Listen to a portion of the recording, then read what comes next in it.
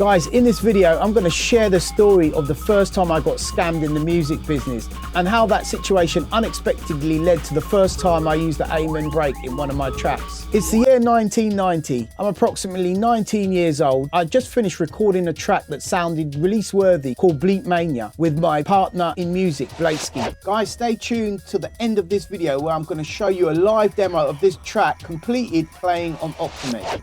At that time, I was living in a room in my mate Steve Dredd's flat, 5th floor on Cattle Estate in Leytonstone, known by the residents as the Concrete Jungle.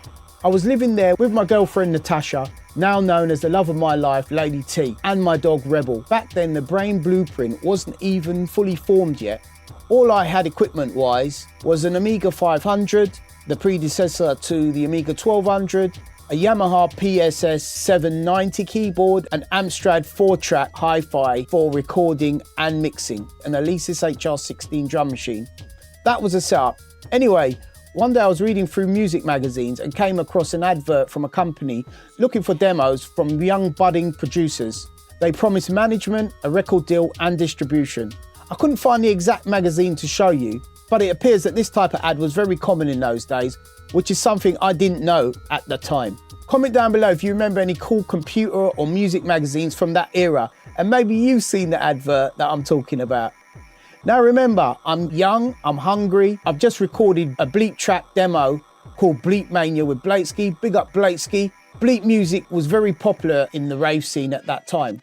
I remember testing Bleet Mania on cassette in the dungeons and it going down really well. Drop a comment and name a Bleet track from the early 90s rave scene. So I sent it in. To my surprise, they called me back and they said they love it. We went down to their headquarters in Watford to have a meeting and they showed us their 30 grand studio, which was so impressive. They even offered us a deal, but under one condition. We would need to pay £350 for a day in their professional studio to clean up our demo, which sounded fair enough. £350 was to cover the studio costs and to show that we were serious and committed. I don't know about you, but for me, £350 in 1990 was serious money. We scraped every penny together, called in favours, proper belief mode. We go down there, we have a meeting, we set a day. On the day, the engineer introduced himself as an ex-bass player for Wham. So now we're thinking, yeah, this is it. This is next level. Now things got really weird when we were kicked out of the studio for an unexpected 1-hour lunch break during our paid session, which meant we ended up with even less studio time than we anticipated. At that time, we didn't question it because everything looked kosher. We took the engineer's creative input on board and changed the track slightly and even added a piano hook in their studio. It sounded amazing, big, polished, professional. After pleading for extra time due to the lunch break, we only just finished the track and mixed it in the nick of time. I then took the DAT master to JTS Studio in Hackney to cut my first dubplate. For those who don't know what a DAT is, it's a master recording in the highest quality you can get in that era. But once we cut the dubplate and played it in the club, e.g. the dungeons, that's when reality hit. The mix had been shaped like a pop record and it lacked the underground grit that the rave scene needed. The kick drum had so much reverb on it that it just didn't punch or sound like an underground kick. It sounded totally wrong for the dungeons, and in those days, the kick drum was everything. In fact, it actually sounded whack. That was the moment I realised something important.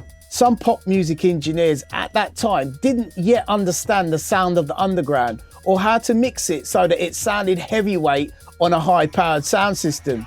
And here's the big lesson. The whole advert now sounded like a typical set-up business model. Butter you up, give you false hope, take your money, promise to shop the demo around, then slowly stop answering your calls when you try to find out if they got you a deal, and then move on to the next producer. I was totally out of pocket, left with a whack mix that I could not use. That was the first time I learned a hard lesson about scams in the music business. It's about understanding the game. But here's the thing, that moment didn't make me quit. It made me rethink everything. I thought, I'm now totally out of pocket, but I still have the project files and could come up with a new plan and a banger for my release. So I went back to Cattle Estate to build something built for the sound system, back to the Amiga, back to the 4-track, and that's when I reached for the heaviest break I knew. Get busy with a track. the Amen break.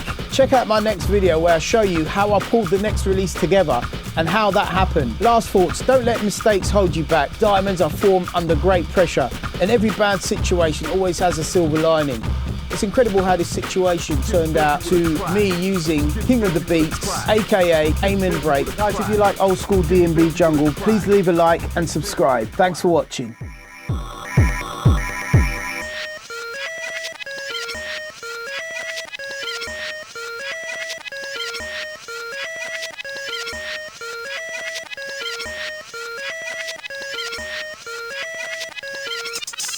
Music, please.